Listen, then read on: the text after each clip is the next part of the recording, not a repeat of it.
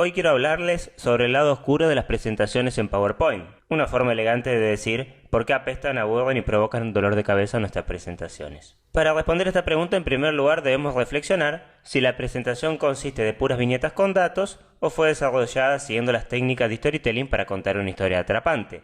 Por cierto, en este punto seguramente muchos de ustedes se están preguntando qué es storytelling. Les recomiendo ver mis videos sobre presentación de la información, de los cuales les dejo el link en la descripción de este video, y los invito a suscribirse a mi canal porque estaré subiendo más material al respecto. Retomando con la idea inicial, veamos con un ejemplo sencillo que es esto de datos versus storytelling. Pensemos en el ejemplo de Caperucita y el Lobo Feroz. Seguramente todos ustedes conocen la historia o alguna de sus tantas variantes. Si tuviéramos que presentar la historia o contar la historia y decidiésemos usar una presentación de PowerPoint, ¿cómo luciría? ¿Cómo la haríamos? Seguramente luciría de la siguiente manera: un conjunto de bullets con mucho texto, y allí describiríamos paso a paso el cuento, ¿sí? Caperucita Roja caminó 800 metros, el punto A al punto B, etcétera, etcétera, etcétera. Un problema, una solución y un resultado esperado, como ven en las últimas 3 bullets. Completamente aburrido y decepcionante. Entonces diríamos o pensaríamos por qué hacemos para mejorar esto. Y sí, las slides no deberían tener mucho texto, ¿sí? Eso es una idea que todos tenemos en el subconsciente.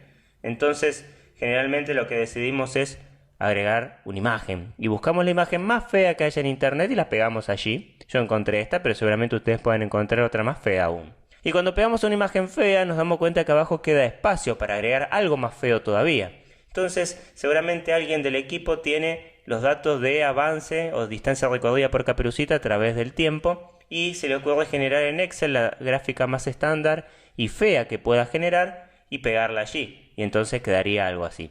Y ahora sí tendríamos lista nuestra horrible presentación para aburrir a la audiencia.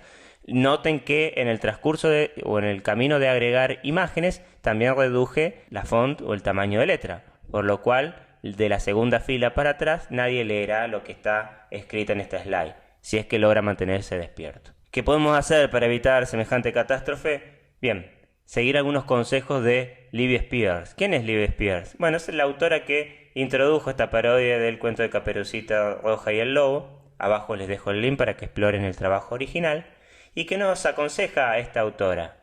Nos aconseja que las slides no cuenten toda la historia, sean un complemento de la historia, presenten algunos datos y en lo posible que sean datos visuales con unas imágenes interesantes y atrapantes, y que la presentación se mantenga simple. Una presentación compleja invita a la audiencia a desconectarse, ¿sí? Cuando uno ve algo muy complejo y que le da dificultades de entenderlo, generalmente opta por apagar el cerebro y pensar en otra cosa, y eso lo queremos evitar. Entonces estos 3 consejos son muy buenos tips para empezar a armar un PPT atrapante. Algunos tips extra. Piensen siempre ustedes que a las personas no las inspiran las viñetas, ni las atrapan, ni les provocan nada más que aburrimiento y ganas de irse.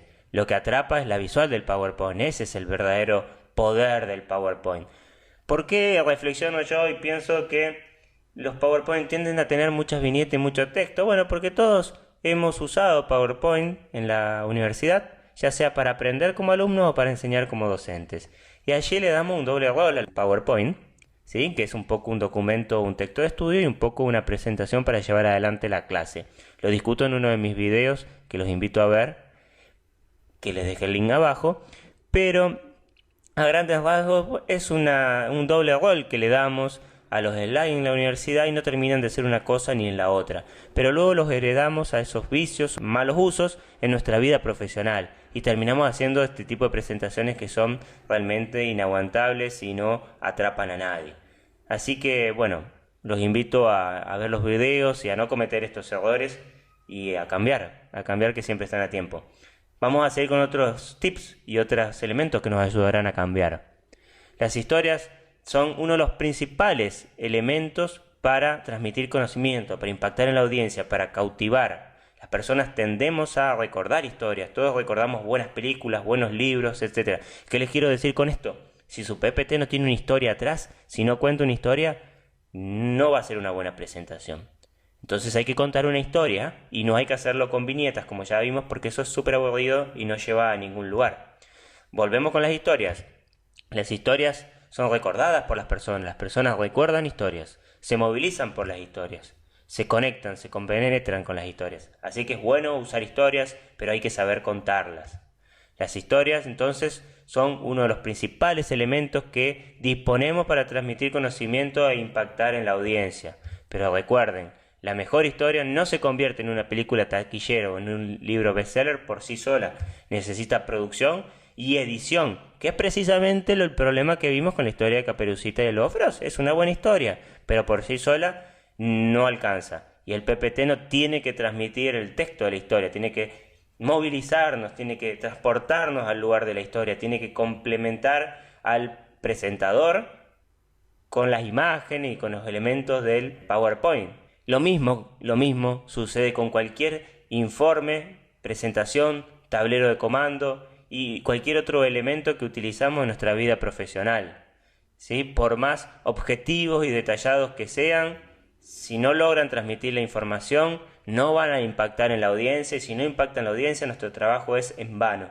Por eso es que inclusive siendo profesionales, hombres de negocios, hay que aprender las técnicas de storytelling y hay que aprender a transmitir y a visualizar información. Y esto es independientemente de quién sea el usuario o el cliente final de esa información que queremos transmitir. Incluso cuando somos nosotros mismos, queremos un mensaje claro que nos invita a la acción y que no nos confunda. Así que amigos, los invito a seguirme, a estar expectantes de nuevos videos y a seguir mejorando nuestras técnicas de presentación de la información y en convertirnos en comunicadores más eficientes, más eficaces, más efectivos.